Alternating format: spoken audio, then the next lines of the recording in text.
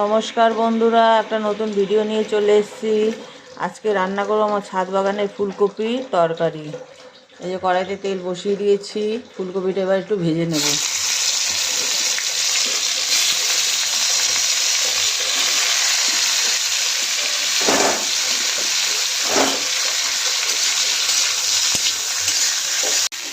ফুলকপি ভাজাটা হয়ে গেছে, এবার নামিয়ে নেব।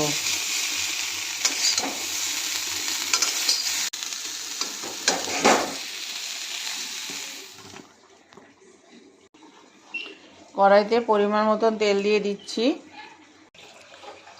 জিরে তেজপাতা ফোড়নে দিয়ে দিলাম।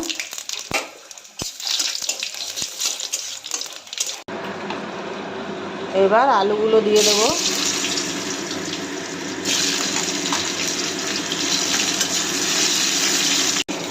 আলুটা ভাজা ভাজা হচ্ছে, আমি শিলে মশলাটা বেটে নেব। জিরে, আদা, ধনে, শুকনো লঙ্কা, কাঁচা লঙ্কা।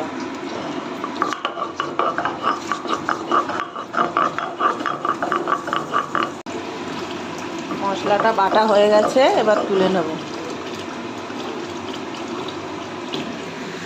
আলুতে দিয়ে দেব। পরিমাণ মতো নুন, পরিমাণ মতন হলুদ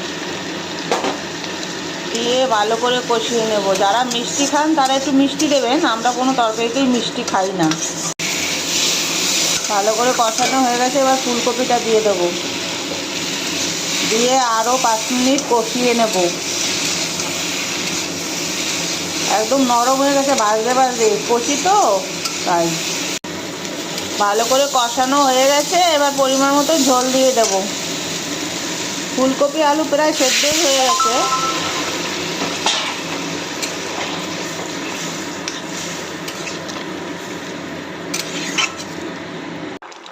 ফুলকপি তরকারিটা হয়ে গেছে, গাছের ছাদ বাগানেরই ধনেপাতা দিয়ে দিচ্ছি। একটু ঝোল ঝোল থাকবে।